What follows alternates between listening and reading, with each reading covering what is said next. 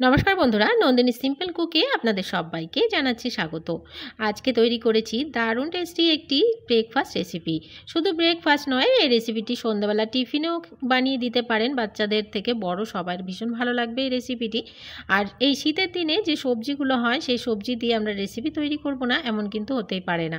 আর আজকের রেসিপিটি আশা করছি আপনাদের ভীষণ ভালো লাগবে। পুরো ভিডিওটা দেখার অনুরোধ রইল। তাহলে আর দেরি না করে চলুন রেসিপিটি দেখে নেওয়া যাক।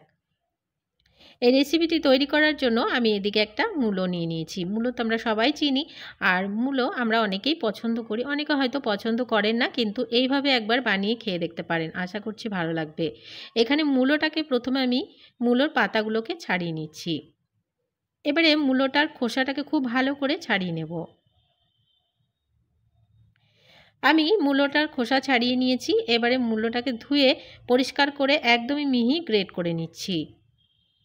মূলোটাকে মিহি গ্রেট করে নেওয়া হয়ে গেছে। এবারে এদিকে একটা বোলে নিয়ে নিচ্ছি। মূলোটা যখন গ্রেট করেছিলাম তো দেখুন মূলোটা থেকে জল বেরিয়ে এসছে। কোনো অসুবিধা নেই, জলেই আজকে আমাদের কাজ হবে।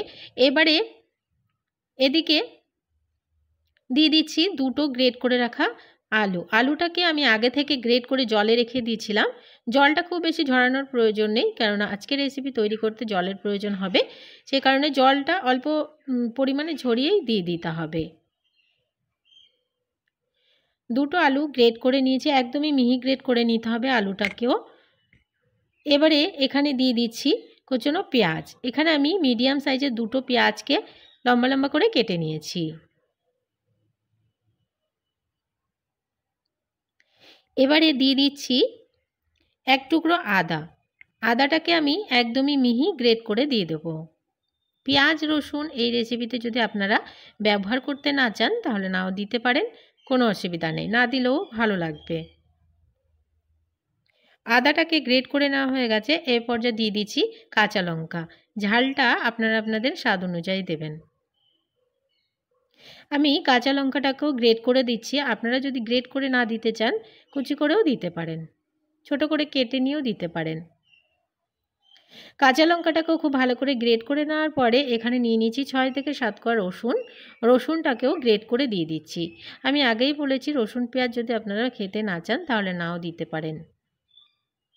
সমস্ত কিছুকে খুব ভালো করে গ্রেট করে নেওয়া হয়ে গেছে। এবারে দিয়ে দিচ্ছি 1 চামচ চিলি ফ্লেক্স, আর দিয়ে দেব স্বাদ মতো লবণ।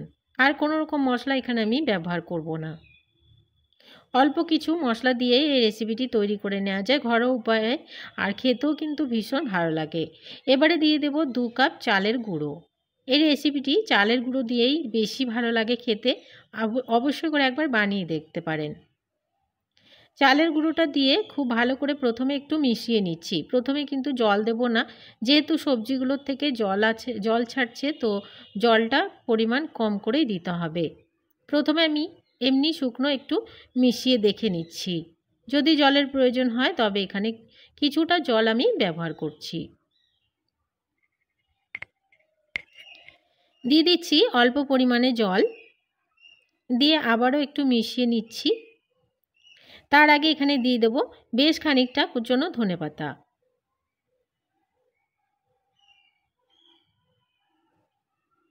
ধনেপাতাটা দিয়ে আবারও একবার একটু মিশিয়ে দেখে নিচ্ছি, যদি জলের প্রয়োজন হয় তবে আরও কিছুটা জল এখানে আমি ব্যবহার করব। আরও কিছুটা আমি এখানে জল দিয়ে দিচ্ছি। মোট আমার এখানে 1 কাপ মতো জল লেগেছে। এবারে খুব ভালো করে মিশিয়ে নিচ্ছি। তো বন্ধুরা, এখানে 1 কাপ আর হাফ কাপ আমি জল দিয়েছি। যেহেতু চালের গুঁড়ো খুব তাড়াতাড়ি জল অ্যাবজর্ব করছিল, তো আমার এখানে 1.5 কাপ মতো জল লেগেছে। এবারে দেখুন ব্যাটারের ঘনত্বটা খুব বেশি পাতলা বা খুব বেশি ঘন নয়। এবারে আমাদের ব্যাটারটা কিন্তু একদমই রেস্টে রাখা যাবে না। এদিকে একটা প্যান বসিয়ে দিলাম, প্যানে দিয়ে দিলাম 2 চামচ মতো তেল। তেলটা যখনই একটু গরম হয়ে যাবে ব্যাটারটা চামচের সাহায্যে দিয়ে ছড়িয়ে দেব।